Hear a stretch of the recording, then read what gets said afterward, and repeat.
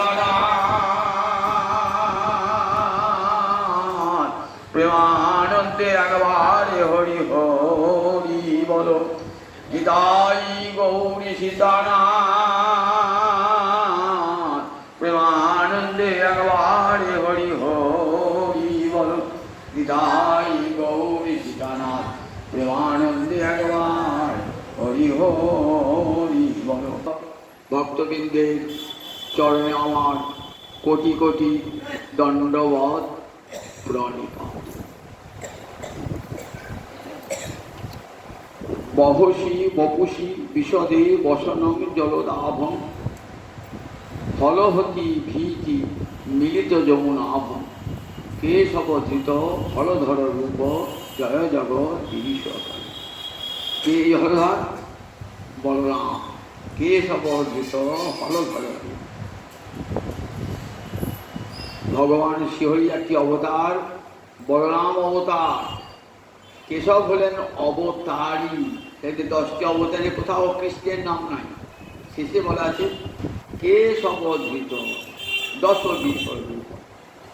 কৃষ্ণ তো অবতার নন, অবতারী অর্থাৎ সমস্ত অবতারের উৎস ভূমি। যত যত অবতার, সমস্ত অবতারের আবির্ভাব কৃষ্ণ। তাই কেশবই কৃষ্ণই ধারণ করেছিলেন এই বলরাম রূপ। আজ শ্রাবণ মাসের পূর্ণিমা তিথি। এই শ্রাবণী পূর্ণিমায় কার জন্ম? বলরামের জন্ম। কৃষ্ণের চেয়ে 8 দিনের বড়। জয়দেব স্তুতি করছেন।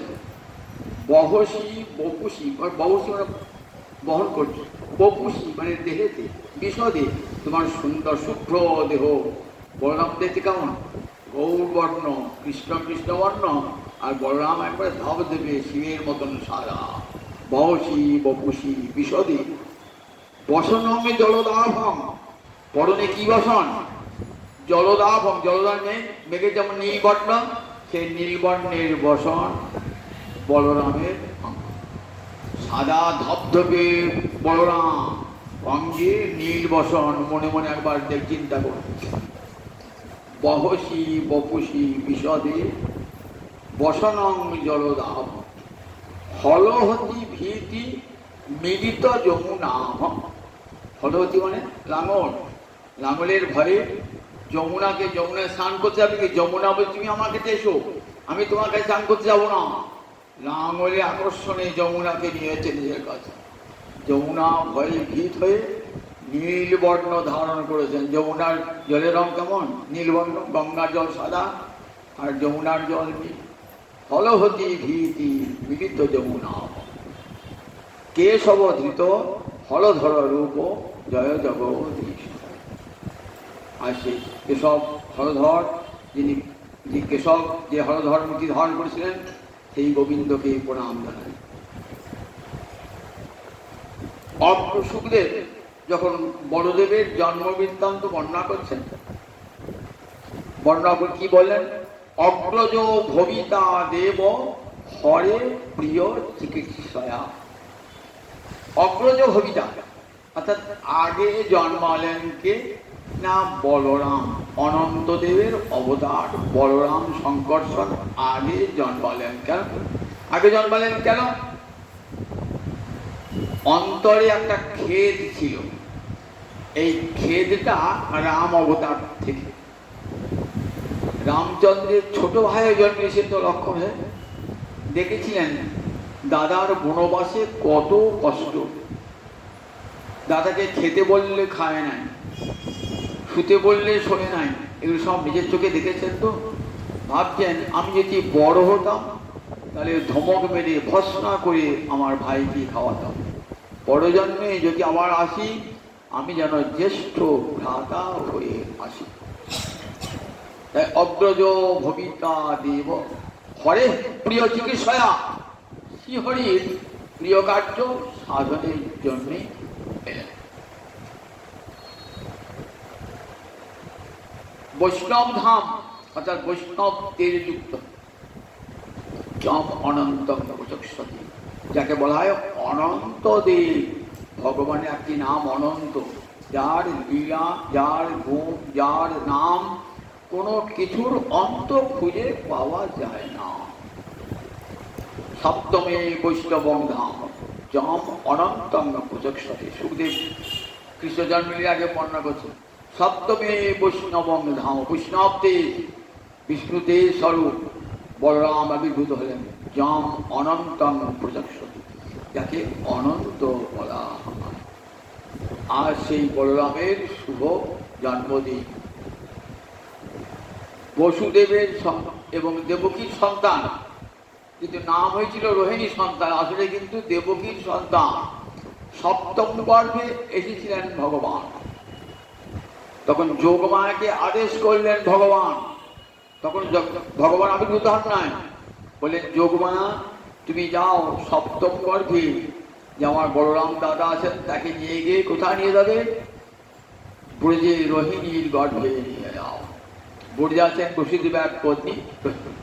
সবাই জানলো যে গর্ভটি নষ্ট হলো দেবকী, রোহিণীর গর্ভে এলেন বলরাম, কিন্তু আসল দেবকী তার জন্ম। দেবকীর সপ্তম গর্ভে ভগবানের অষ্টম গর্ভ, সপ্তম গর্ভে ভগবান শিব হয়েছেন আজ এই শুভ দিনটি।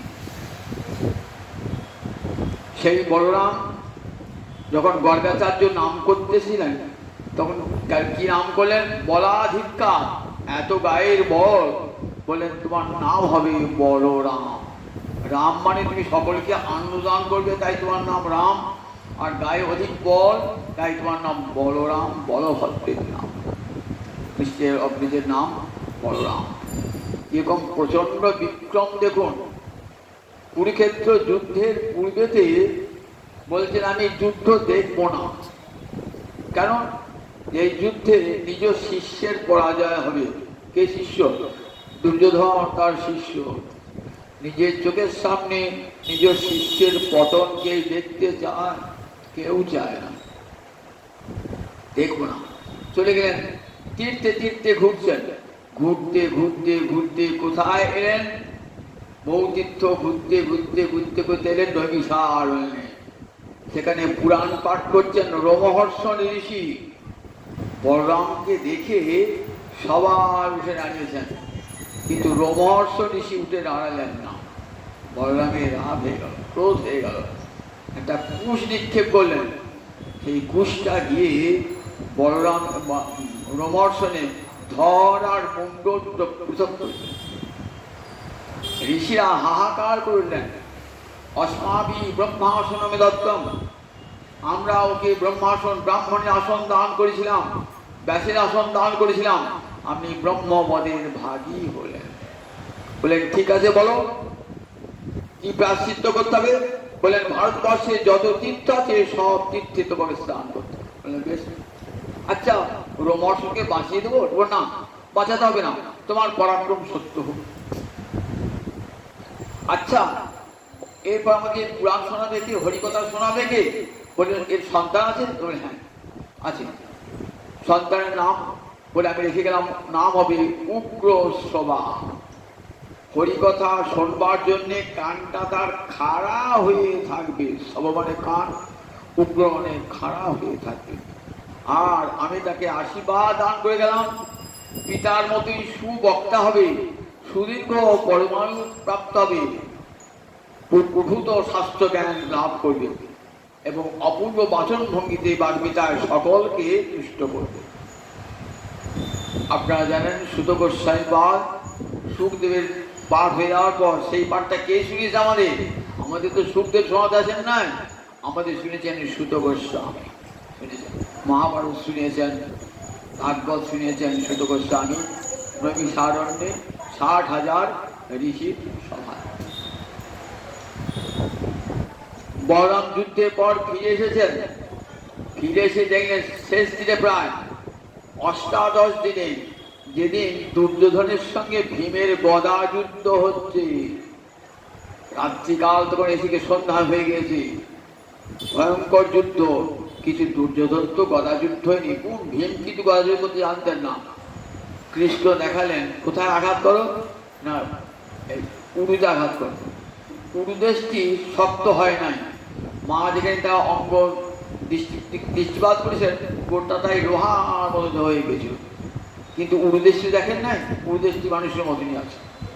সেই উরুতে আঘাত করতে বলেন, উরুতে আঘাতের সঙ্গে সঙ্গে দুর্যোধনের পতন হয়ে গেল। শুনতে পেয়েছেন বলরাম, বলরাম ছুটছুটে এখনই ভীমকে অভিশাপ দেবেন, সরিয়ে নিয়ে গেলেন কৃষ্ণ, দাদাকে সরিয়ে শান্ত করে নিয়ে গেলেন।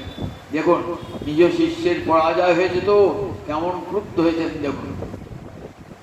আবার কৃষ্ণের পুত্রের নাম শাম্ব, শাম্বের সঙ্গে দুর্যোধনের কন্যা লক্ষণার ভালোবাসা হয়। তখন কি করেন, একদিন শাম্ব গিয়েছে কৌরব নগরী, কৌরবপুরী প্রাসাদে, কৌরবের প্রাসাদে, সেখানে দুর্যোধন চক্রান্ত করে শাম্বকে বন্দি করে গেছে। শুনলেন যে আমার ভ্রাতুষ্পুত্রকে বন্দি করে গেছে, বলে এত শক্তি।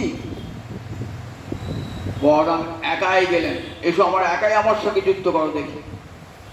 দুর্যোধন এমন করে বলেন, দেখো তোমাদের কৌরবপুরী প্রাসাদ ধ্বংস করে দেবো। সত্যি লাঙল নিয়ে গিয়েছেন তো, লাঙলের আঘাতে প্রাসাদ আধখানে হেরিয়ে পড়ল। তখন দুর্যোধন এসে ক্ষমা চাইলেন, শাম্বের সঙ্গে লক্ষণার বিবাহ হয়ে গেল। এমনি করে পরাক্রম লিখিয়েছেন বলরাম। আবার যখন যাদবগণের মধ্যে দেখা যায় অনাচার, তখন চেয়েছিলেন যাতে যাদবগণের অনাচার দূর হয়, যারা যাদবগণ যাতে অনাচার থেকে মুক্ত হয়, কিন্তু যে অনাচার থেকে মুক্ত হন নাই, তখন পরম আক্ষেপে এই লীলা ব্রজলীলা শেষ করলেন। ভগবান প্রভাসে গিয়ে সমুদ্রের তীরে নিজ যোগ সাধক ধারণায় নিজের দেহটা এই লীলা প্রকট করলেন। যখন সুভদ্রাকে হরণ করে অর্জুন, তখন তিনি ক্রুদ্ধ হয়েছেন, তিনি চান নাই যে সুভদ্রা থেকে অর্জুন বিবাহ, কিন্তু কৃষ্ণ বুঝিয়ে সুঝিয়ে শান্ত করেছিলেন। সেই বলরামের আজ জন্মদিন, আজ সেই শুভ জন্মদিনে বলরামের চরণে প্রণাম জানাই। বেশ অবধিত হরধর রূপ জয় জগদীশ হরে। আর সেই বলরামের কৃপায় রাধা মাধবের ঝুলন লীলার কিঞ্চিত শোনাব। শ্রাবণ মাসের শুক্লপক্ষের তৃতীয়া থেকে পূর্ণিমা পর্যন্ত এই 13টি দিন বৃন্দাবনে ঝুলন পূর্ণিমা।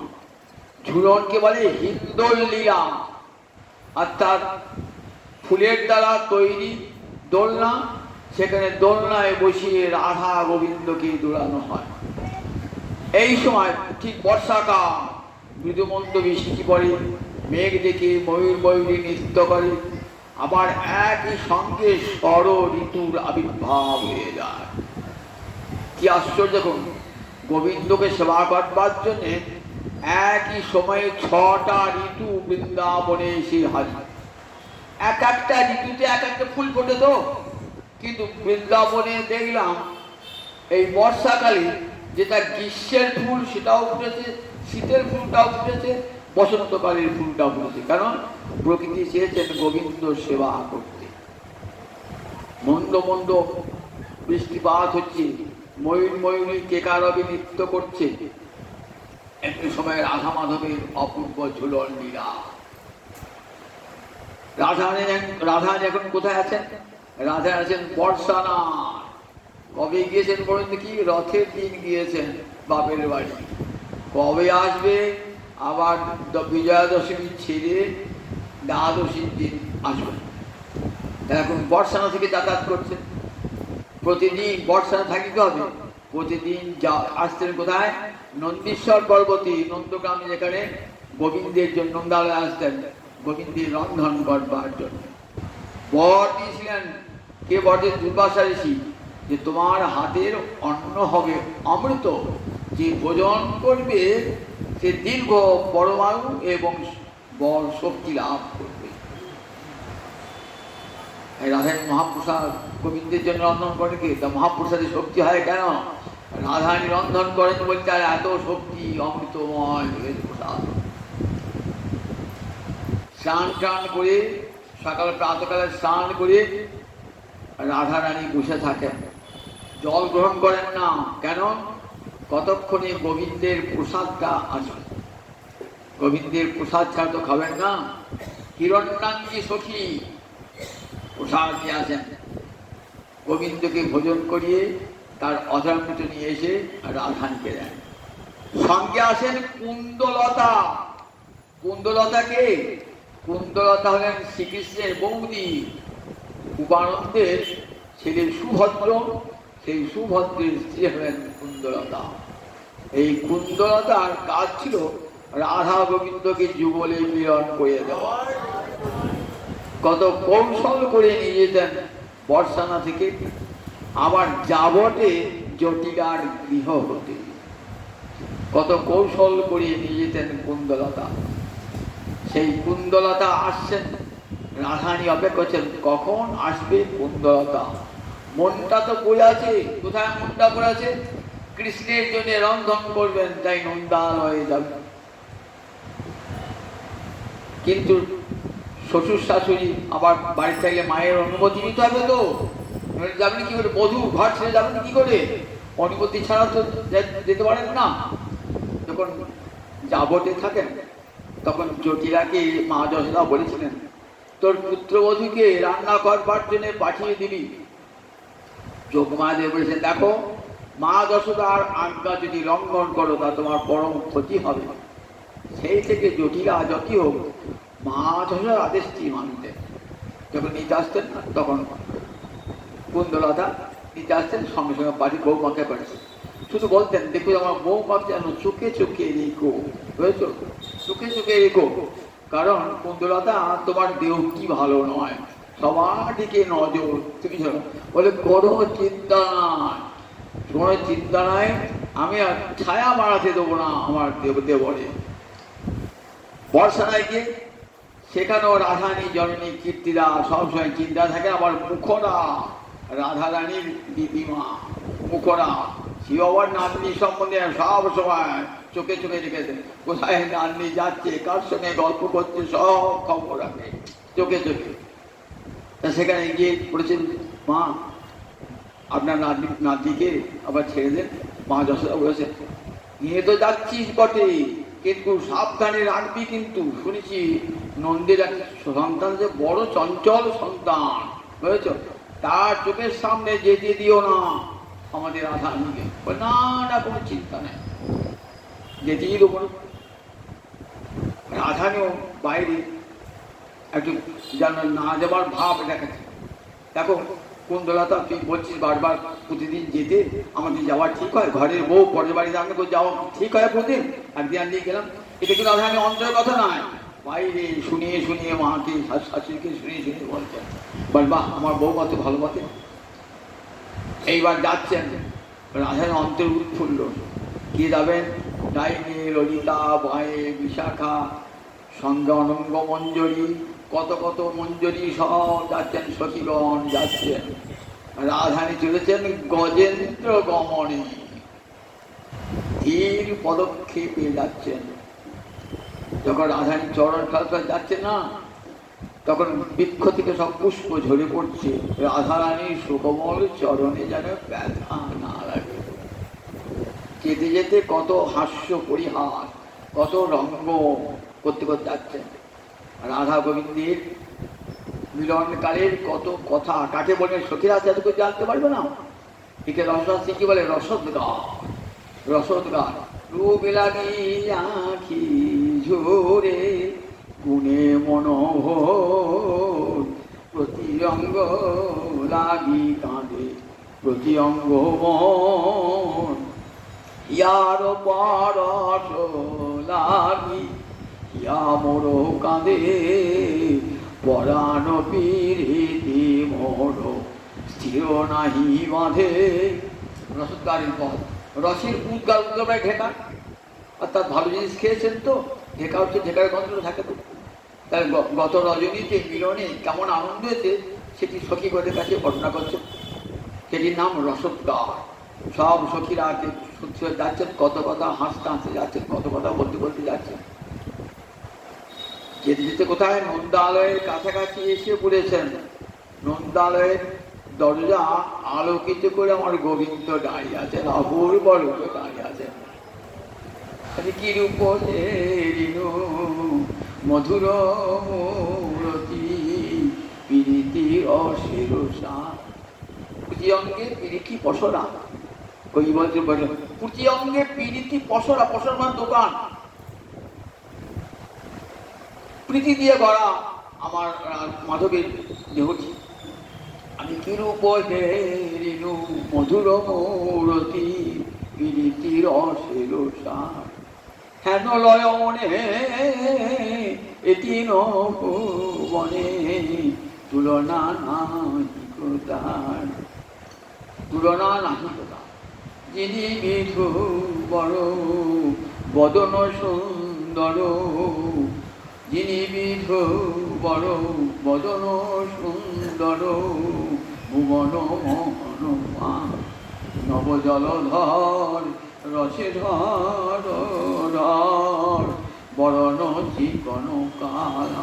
ওই রূপ দেখে কেনা বলে রূপে ভুবন সাজায়, এমন রূপে একবার আলোকিত আছেন। রাধারানীর দিন অপেক্ষমান, আবার রাধারানী দেখবেন, কৃষ্ণকে দর্শন করবেন।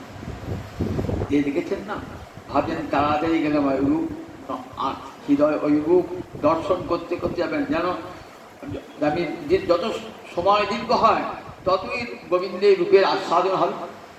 ইচ্ছা করে মুক্তা মালাটা ছিঁড়ে ফেলে দিচ্ছে, সব ছড়িয়ে পড়েছে, মুক্তার মালা ছড়িয়ে পড়েছে। তার মানে মুক্তার মালা একটি একটি করে সখীরা ঘুরবে, অনেকটা সময় লাগবে। ততক্ষণ কৃষ্ণ বদন কাম করে দেখবেন, কটাক্ষে পড়বে, নয়নটি বাঁকিয়ে দেখবেন, নয়নটি বাঁকিয়ে বাঁকিয়ে গোবিন্দ বদন দর্শন করবে। যিনি বিধু বড় বদন সুন্দর, ভুবন মোহন পান। সত্যি তো ভুবন মোহন পান, দেখি কি আশা মেটে না। এই একটা একটু আবার যেতে যেতে মাঝে মাঝে বলছেন, দাদা কত তাড়াতাড়ি যাচ্ছিস কেন? আমি তোর সাথে আজকে হাঁটতে পারি? দেখছি না পথে কত কাঁকড়, ওই পথে কাঁকড় কত সব ফুল ছিটিয়ে দিচ্ছে, দেখছি না? বলছেন কাঁকড় পথে নাই, ওই কালো কাঁকড় তোর হৃদয়ে আছে। এমনি করে যখন পৌঁছালেন না, একবার দরজা বলছে কোথায় যাবো? রাধারানী বলছেন যাও না, লজ্জা নারীরাম ভূষণাম তো কৃষ্ণ আছে, সেখানে যাবো কি করি? কেন যাবি না? গুরুজনের আদেশ, আমরা যাব। ও দাঁড়িয়ে আছে ইচ্ছা করি, আমরা যাব। রাধারানীকে সঙ্গে নিয়ে ঢুকলেন। গোবিন্দ ঠিক নয়ন বাকি গোবিন্দ কৃষ্ণকে দর্শন, রাধারানীকে দর্শন করে, রাধারানী দর্শনের চারিদিকে চক্ষুর মিলন হয়ে গেল। মা যশোদা দাঁড়িয়ে আছেন, ধনিষ্ঠা দাঁড়িয়ে আছেন দৌড়ে। এত দেরি করলি রাধে? বললে আমি কি নিজে ইচ্ছা করলেই আসতে পারি? জানি নারী জাতি পরাধীনা, কেউ অনুমতি না দিবি আমি আবার তাদের বউ না, কেউ না বললে আসতে পারি। যশোদাকে প্রণাম করলেন। যশোদা কোলে জড়িয়ে ধরে বারবার চুম্বন করছেন মস্তকে। বললেন দেখ আমার লালাও যা, লালিও তুই তাই, এক আদর দেখ, আমি আর তোকে পেটেই ধরেছি, তুই আসবি, প্রতিদিন আসবি বলে কত সহস্র চুম্বন।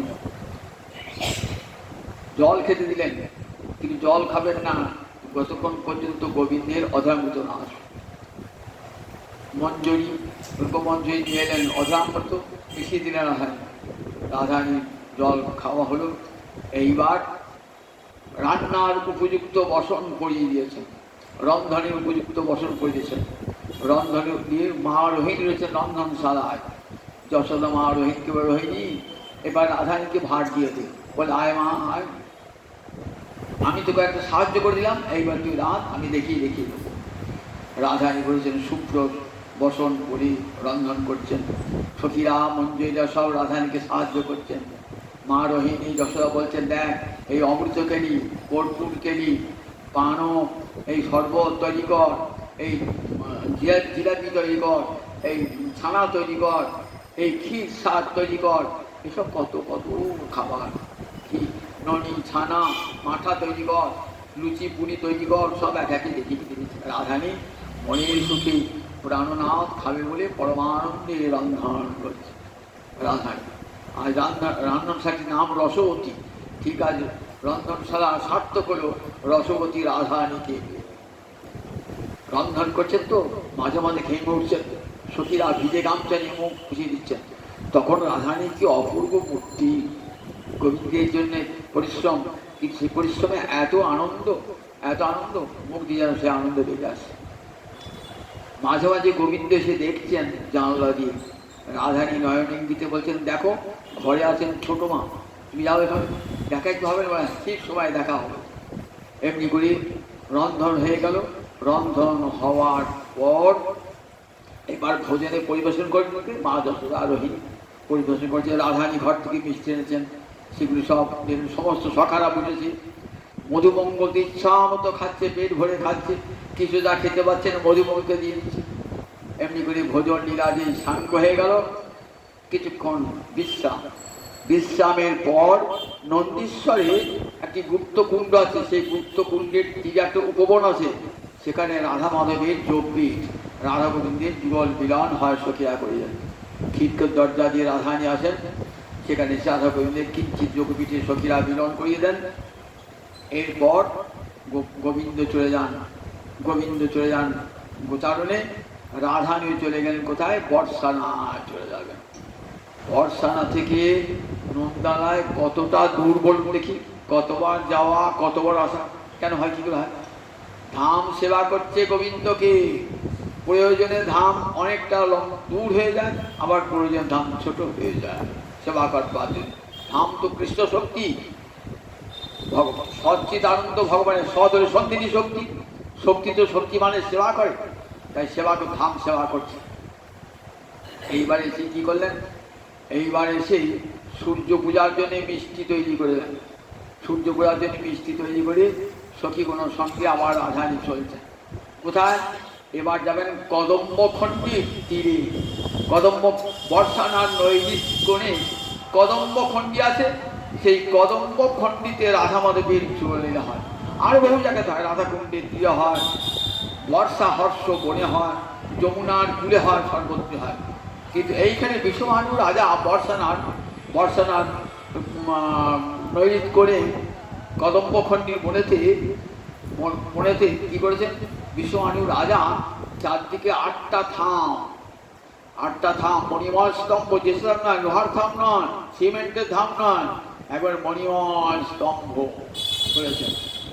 মাঝে দুটি থামেতে একবার স্বর্ণময় হিন্দোলা, কেমন, ঠিক পদ্ম ফুলের মতো, মাঝখানে কিঞ্জলক, চারিপাশে আটটা পাবড়ি, মাঝে রাধা গোবিন্দ বসবেন, আর চারিপাশে আর অষ্ট পাবড়িতে অষ্ট সখী বসবেন।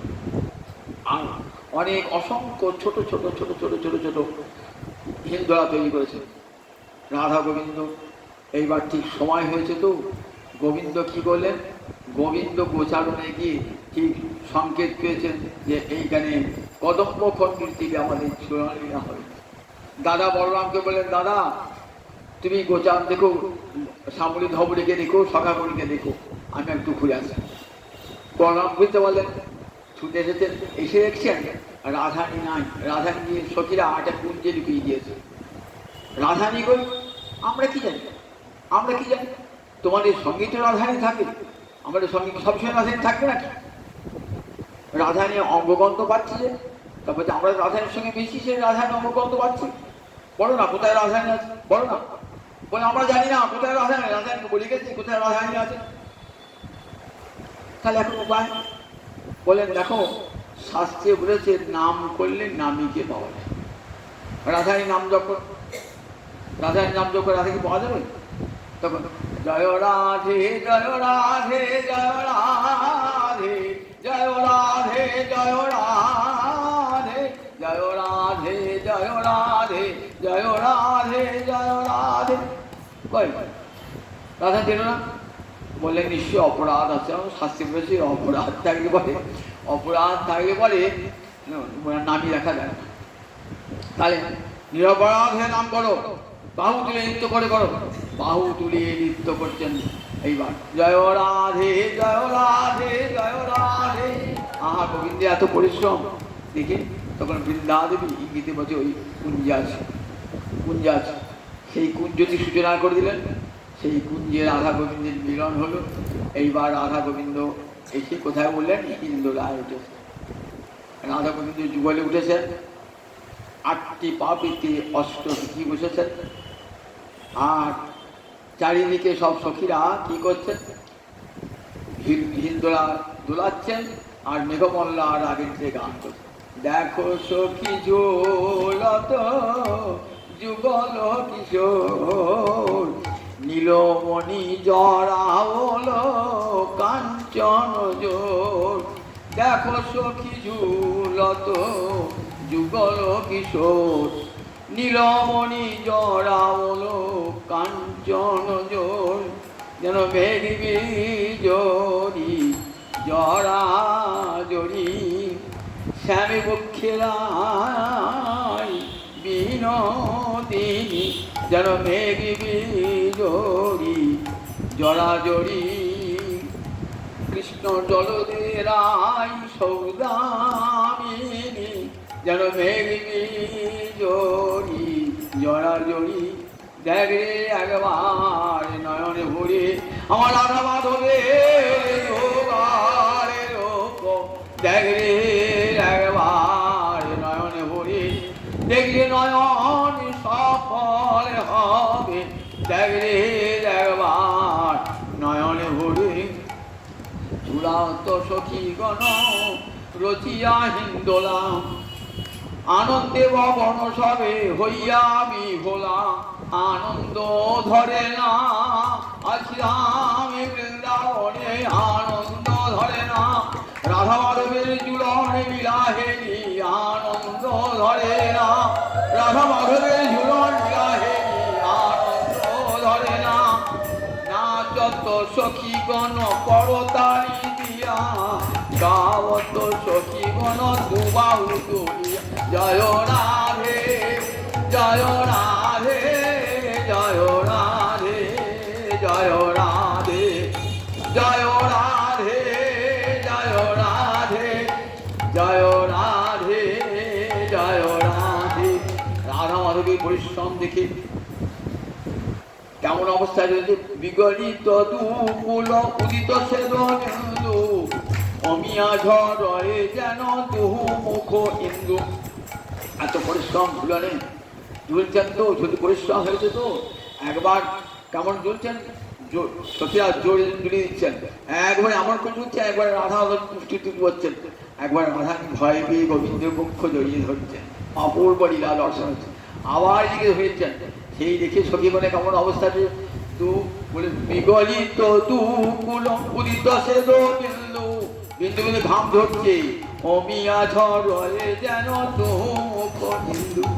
সেদি বিন্দু নয় রে, ঘাম ধরছে তো, সেদি বিন্দু নয় রে, সুধা বিন্দু ঝরছে। সেদি বিন্দু নয় রে, সুধা। সুধা কোথা পাওয়া যায়? চন্দ্রের থেকে। অমিয়া ঝড়ে যেন দুহু মুখ হিন্দু। রাধা মাধবের মদন চন্দ্র হতে সুধা বিন্দু ঝরছে, সুধা বিন্দু ঝরছে। সেদি বিন্দু নয় রে, সুধা বিন্দু ঝরছে। দুহাকার শ্রম দেখে, দুজনার শ্রম দেখে কি করছেন? তখন চামর বিজন লই করলে সেবন। সখিয়া ছুটে গেলেন, হেই মা ঘামিল বলে, হেই মা ঘামিল বলে। চামরি বিজন সেবা করে, হেই মা ঘামিল বলে। সখিয়া চামর পাখা নিয়ে কি করছেন? রাধা গোবিন্দকে পাখা করছেন, ঘামলো ঘামলো বলে। ভ্রমরা কোকিলা সবে বসি তরু ডালে, জয় রাধে জয় রাধে জয় রাধে বলে।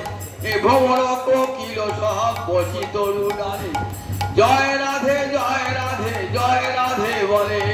ভ্রমর কোকিল সব বসি উচ্চ ডালে, জয় রাধে জয় রাধে জয় রাধে বলে। কোকিল কোথায় গেল? কোকিল তো বসন্তকালে, বর্ষাকালে কোকিল আসে। দেখুন কোকিল এসে আর সেবা কাটবার জন্য ভ্রমর বিষে গুনগুন গুনগুন করছে রাধা মাধবকে। পুঁটি ফুলের কাছে গিয়ে গন গনে গন গনে গনে গন করে, প্রতি ফুলের কাছে গিয়ে গন গনে গন গনে গন গনে করে, রাধা মাধবের জয় গান করে, গনে গনে গন গন গন গন করে, রাধা মাধবের জয় গান করে। ভ্রমর কোকিল আজ সারা বৃন্দাবন মাথে গেছে, অপূর্ব সুন্দর শোভা, রাধা মাধবের অপূর্ব সুন্দর শোভা। এইবার রাধায় অন্তরিচ্ছা আমি যেমন দুললাম, ঠিক তেমনি করে যেন আমার সখীগণ গোবিন্দকে পায়। রাধানী অন্তরটি কেমন দেখেছেন তো, একেবারে কেমন সুন্দর, বিন্দুমাত্র হিংসা ঈর্ষা বিদ্বেষ নয়। জানছেন সব সখী, কারণ রাধানী অঙ্গতি সব সখীগণের প্রকাশ। সবাই দুই দুই সখী বলে, দুই দুই গোপী এক এক কৃষ্ণ। আমার দোলাচ্ছেন, দুইজনকে বসিয়ে দোলাচ্ছেন, নিজ হাতে দোলাচ্ছেন, সব সখীগণ দোলাচ্ছেন। বুঝতে পারছেন কৃষ্ণ কত কোটি গোপী, রাধানী অন্তরে ভাব। তখন কি বলে, এক কৃষ্ণ অনন্ত মূর্তি হলেন, অনন্ত মূর্তি। কোটি কোটি দোলনা দুলছে, রাসে যেমন অনন্ত মূর্তি হয়েছিলেন, কোটি কোটি কৃষ্ণমূর্তি ধারণ করলেন, কোটি কোটি কৃষ্ণমূর্তি ধারণ করে প্রত্যেক গোপীকে এক একটি দোলায় নিয়ে উঠেলেন। আর সখীরা মন্দিরা মেঘমল্লার আগে দিকে গান হচ্ছে আর দুলছেন পরমানন্দে।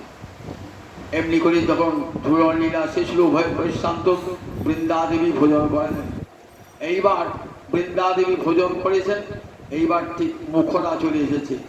আরে এখনো পর্যন্ত সময় কত বেলা হয়ে গেছে দেখেছি, সূর্য পূজা হলো, মধ্যাহ্ন সূর্য মধ্যাহ্ন গগনে সূর্য পূজাটা করবে কে? তো কি করছিল এতক্ষণ ধরে? জানতে জান না। এইবার শোনো মা, আমরা পুরীর খোঁজাখুঁজি করছি, পুরীত পাচ্ছি না। কেন পুরীত পাচ্ছি না মা? ওই তোমার কটকটি কথা শুনে না কেউ পুরীতে আসতে চাইছে, যেটা করে বলতেন, তোমার শুনে কেউ আসতে চাইছে না, জানো তো? ও মধুমঙ্গল সবরে যেও না, ও বুড়িটা খুব কটকটি কথা বলে, যেও না। বলো না বেশি পয়সা দেবো, তাহলে ঠিক আসবো, আমি যত ঠিক লোক আসবো, বলতো বেশি পয়সা দেবো, তাহলে দেবো, ভালো ভালো খেতে দেবো বলবি। ওই মা দেখি একবার পাওয়া যায় কিনা। এইবার সখীরা কৃষ্ণকে সাজিয়েছেন, পুরীর সাজিয়ে দিয়েছেন। মথুরার ব্রাহ্মণ, বিশ্ব সর্বনামের ব্রাহ্মণ, মাথায় পাগড়ি বাঁধা ব্রাহ্মণ, একবারে গলায় ঝুলছে। বলে মা বহু কষ্টে ধরে নিয়েছি, দেখো মা সম্মান রেখো, বহু কষ্টে বিশ্ব সর্ব ব্রাহ্মণকে নিয়ে এসেছি।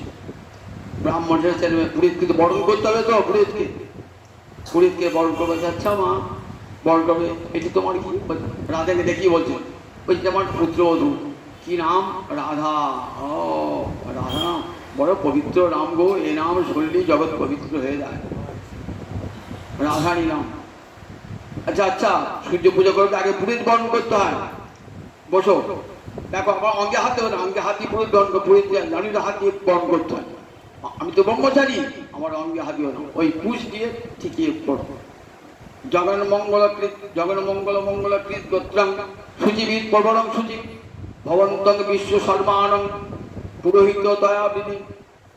জগন্মঙ্গলকৃত গোত্রং, গোত্র নাম বলতে হয় তো পুরীতের গোত্র, তা কি গোত্র? জগন্মঙ্গল গোত্র, সিংহারস বিশিষ্ট, সিংহারসের সর্বশ্রেষ্ঠ রসজ্ঞ সুচিবিদ, তাকে বিশ্ব শর্মা, যিনি বিশ্বের মঙ্গল করেন, তাকে আজ ঘুরে দিয়ে বরণ করলাম। আবার একটা অর্থ হলো কে তাকে বরণ করলাম? ওই বিশ্ব শর্মা কৃষ্ণ, যিনি বিশ্বের মঙ্গল, যার নাম করলে বিশ্বের মঙ্গল হয়। আর জগতের মঙ্গলই যার একমাত্র কর্ম, ওইটি যার গোত্র, সুচিবিদ যার প্রবর, সেই বিশ্ব শর্মাকে আমি ঘুরে দিয়ে বরণ করলাম। বলো মন্ত্র বলো, নম শ্রী ভাস্বতী, নম শ্রী ভাস্বতী, অতনুতম সংহর্তে ইত্তরি রাগিনে পুরত তস্মৈ পদ্মিনী বন্ধবী নমঃ। দাও সূর্যকে, দাও সূর্যকে পুষ্প দাও। কেমন কি বলছেন দেখুন, বলছেন অতনুতম সংহর্তে, অতনু অন্ধকার, তম ঘোর অন্ধকার, অতনুত মানে ঘোর অন্ধকার দূর করে দেন, সূর্যদেব ঘোর অন্ধকার দূর করে দেন। পদ্মিনীর বান্ধব, সূর্য উদিত হয় পদ্মিনী বিকশিত হয়, সেই সূর্যদেবকে প্রণাম জানান। আবার কি মানে হল একদিকে অতনু মানে কামদেব মদনকে যিনি ধ্বংস করেছিলেন, সেই কৃষ্ণকে, যিনি গোপীগণ পদ্মিনী তাদের যিনি বন্ধু, সেই গোবিন্দকে আমি প্রণাম জানাই। এইবার পূজা টুজা সব হয়ে গেল, তো সূর্য পূজা হয়ে গেল। সূর্য পূজা হয়ে যাওয়ার পর জানো দক্ষিণা, আমি দক্ষিণা নিই না, আমি দক্ষিণা নিই না, আমি একাত্তি বৈষ্ণব কোনো দক্ষিণা নিই না, আমি কোনো কিছু অবদাপনের হাতে কোনো কিছু গ্রহণ করি না। মধুমঙ্গল বলছে তোমার জন্য কৃষ্ণ সব খাবার রেখে দেবো, না না আমি কারো হাতে খাবো না, গর্গাচার যে কন্যা আমাকে নিমন্ত্রণ করেছেন সেখানে আমি যাবো, গর্গাচার যে কন্যা। এদিকে মধুমঙ্গল এখন রবি দৃষ্টিতে তাকিয়ে আছে, আংটি দিয়েছে একটা, বলেন আমি কারো দান গ্রহণ করি না। মধুমঙ্গল তো লোলুপ দৃষ্টি আংটি নিতে হবে, তখন বলে এইটা দেখুন দান না নিলে কিছু সম্পূর্ণ হয় না, দানটা নাও। মধুমঙ্গল তুমি নিয়ে নাও দানটা, আমি তোমার সাথে দানটা নিই। মধুমঙ্গল বলবার আগে দান নিয়ে নিয়েছে। এরকম আমি ষষ্ঠী বছর করেছি, মাধব মাধব আছে বলেছি আমি, আর তার জন্য আমার ফিরাও আবার একটা তখন করলে মুখরা নিজে আংটি ঘুরে দিলেন, শান্তি নিলেন, যা ছিল চাল ডাল যা ছিল শ্রী শ্রী সব মধুমঙ্গল নিয়ে নিয়েছে। বলছেন দেখো মা আমি তো সামুদ্রিক বেসর্ক, সমুদ্র তত্ত্ব জানি, জ্যোতিষী তো রাজ জ্যোতিষী, তো জ্যোতিষী কুণ্ডলতার কানে কানে বলছে মুখরা দেখ না, জটিলা যখন থাকছে জটিলাকে বলতে, জটিলাকে বলতে কুণ্ডলতাকে দেখতো, আপনি দেখ না আমার বউর হাতটা দেখ না, আমি তো হাত ছোবো না, দূর থেকে হাতটা ধরো। রাধানী হাতটা ছুঁয়েছে, দিয়ে বলছেন তোমার বৌমার হাতটি খুব সুন্দর হাত জানো তো, আচ্ছা তোমার ছেলের নাম কি? আমার ছেলের নাম আয়ান। তোমার ছেলের নাম আয়ান? আয়ানে কিন্তু খুব বড়বায়ু শুধু বেঁচে আছে, কারণ এই বধূটির জন্য বেঁচে আছে, এই বধূটিকে যদি যত্ন করো না তাহলে তোমার পুত্র দীর্ঘজীবন হবে, শুধু তাই না তোমার সংসারে লক্ষ্মী চিরস্থায়ী হবে। খুব খুশিতে বুড়ি তো খুব জটিলা তো খুব খুশি, যাকে আমার ছেলের পরমায় বৃদ্ধি প্রাপ্ত হবে। এইবার বলেন প্রণাম করো, সূর্যকে প্রণাম করো, পুষ্প শঙ্কা শঙ্কাশ্য প্রিয় মহাদিতি ধানতালি সর্বাপন প্রণতে এখন রাধায় প্রণাম করো। রাধান যে প্রণাম করতে যাবেন না, রাধানের খোপা থেকে মুরলিটা পড়ে গিয়েছে, আর তো জটিলা খেপে গিয়েছে, বলছে মুরলি কোথায় গেল, মুরলি কোথায় গেল, সর্বনাশী কুলনাশিনী রাধানকে বলছে। বিশ্বনাথ বলতে কি দেখি এটা কি, যে মুরলি, এই মুরলি কুলনাশা জানো তো, আর বৃন্দাবনে কোনো মেয়েকে পবিত্র থাকতে দেয় নাই, ওই বাঁশির গানে সব ছুটে চলে যায়। মুরলি আচ্ছা কাকে, ওই যে ওই কৃষ্ণ আছে না তার হাতে মুরলিটা বাজে, বিশ্বনাথ কৃষ্ণ বাজে জানো তো, ওই কৃষ্ণ, হ্যাঁ হ্যাঁ তার নাম শুনেছি, তিনি অঘাসুর বঘাসুর বধ করে তিনি বিরাট মানুষ, তোমার ওই দেখো তুমি নিয়ে যাও আমাকে মুরলিটা দেবে। মুরলিটা নিয়ে চলে গেলেন কৃষ্ণ, নিজে মুরলিটা নিয়ে যেতেন নৃত্য করতে গেলে যখন তখন মুরলিটা পড়ে গিয়েছিল, যখন জয় রাধা কীর্তন করেছে না বগল থেকে মুরলিটি পড়ে গিয়েছিল, সখী রাধা নেই এই কবরীতে সেই মুরলিটি গোলা, মুরলিটি পড়ে গেছেন আর আপনি জটিলা চিৎকার করতেছে। এইবার রাধানীকে নিয়ে গেলেন, এইবার ইঙ্গিত দিয়ে গেলেন কোথায় মিলন হবে না, রাধা কুণ্ডে মিলন হবে, নৈশাবিসারে রাধা কুণ্ডে মিলন হবে, বিষয় অভিসার করবে, রাধা কুণ্ডে তিনি বেরোন হবে। এইবার রাধা কুণ্ডে রাস হয়, এইবার ওই প্রথমে মিলনে রাধা কুণ্ড ঝুলো লীলা হলো, ঝুলো লীলার পর রাত্রিবাদে রাস হবে, রাস তো নিত্য রাস, প্রতিদিন রাস হয়, আর বসন্তকালে একটা রাস থাকে বসন্তী রাস বলে, আর শরৎকালে রাসকে বলে মহারাস। এছাড়া নিত্য রাস হয় গোবর্ধনী রাধাকুণ্ডে তীরে সর্বত্র রাস হয়, রাধার কিনেছি হয়। এদিকে আমার মহাপ্রভু দুলছেন কোথায় বলুন দেখি, মহাপ্রভু শিবাসনে দুলছেন, শিবাসের পুষ্পোদ্যানে কোথায় বসেছেন, শিবাসের পুষ্পোদ্যানে, সেখানে হিন্দুরা তৈরি করেছে, গাধারকে সঙ্গে নিয়ে আমার মহাপ্রভু দুলছেন আর গান করছেন স্বরূপ দামোদর এবং মল্লাহ রাজনীতি রাধা মাধবী ঝুলান লীলার গান করছেন। এমনি করে বৃন্দাবনে যেমন ঝুলান লীলা, আমার নবদ্বীপেও তেমনি ঝুলান লীলা, এই 13টি দিন ধরে ঝুলান লীলা চলে। সেই ঝুলানে আর কিছু নয়, আর রাধারানী অনন্ত প্রেমের প্রকাশ, যে রাধারী প্রেম নিয়ে যার গড়া, দেবী কৃষ্ণময়ী গুপ্তার আধিকা পরদেবতা, সর্বলক্ষ্মী সর্বসম্মোহিনী কান্তি বনা, সে রাধারানী কৃষ্ণময়ী কৃষ্ণদার অন্তরে বাহিরে যাহা যাহা নেত্র করে তাহা কৃষ্ণ সুই অনন্ত প্রেমের প্রকাশ। এই ঝুলন বলুন, রাস বলুন, সবই দোল বলুন, সবই রাধারানীর অনন্ত প্রেমের প্রকাশ। গত রূপে রাধারানী গোবিন্দকে আমরা তার একটা জীবনের কাজ, কি কাজ, কৃষ্ণ বাঞ্ছা পূর্তিরূপী করে আরাধনে, অতএব রাধিকা নাম পুরাণে বাখানে, গোলকে বৈকুণ্ঠ দিয়ে লীলা নাই, এই লীলা কোথায় প্রকটে বৃন্দাবনে, এই অপূর্ব লীলা। এই লীলা সাত মেটাচ্ছেন গোবিন্দকে, কৃষ্ণকে করায় শ্যাম রস মধুপান, রসরাজ গোবিন্দকে কত রূপে রস আস্বাদন করাতেন। কখনো ঝুলন খেলা, কখনো রাস খেলা, কখনো দোল খেলা, কখনো নৌকা বিলাস, কখনো দাঁড় লীলা, কত কত রূপে গোবিন্দকে গোবিন্দ চিত্তকে আনন্দ দান করবার। সেদিন তার নাম ভেলাদেই। গোবিন্দের আনন্দ দায়িনী শক্তি আনন্দ গোবিন্দের মধ্যেই রয়েছে, কিন্তু লীলা আকার কজনে কি হন? বাইরে প্রকট হন, বাইরে প্রকট হন। কারণ শাস্ত্রে পরব্রহ্মকে কি বলেছে? আনন্দ স্বরূপ, আনন্দ রূপং অমৃতং তদ বিভাতি। সুজীবের কথা বলছেন, জানো স্বয়ং পরব্রহ্ম আনন্দ স্বরূপ, আনন্দ তার মধ্যেই রয়েছে অমূর্ত রূপে। কিন্তু যখন লীলায় প্রকট হন তখন আনন্দিনী শক্তি পৃথক থাকে। কি জন্যে? না লীলারস আস্বাদন করবার জন্য। তাই রাধা কৃষ্ণ একাত্মা, দুই দেহ ধরি অন্যান্য বিরসের রস আস্বাদন করি। রাধা মাধবের বিরাট আস্বাদন জনে জয় তাই জয় তাই জয়।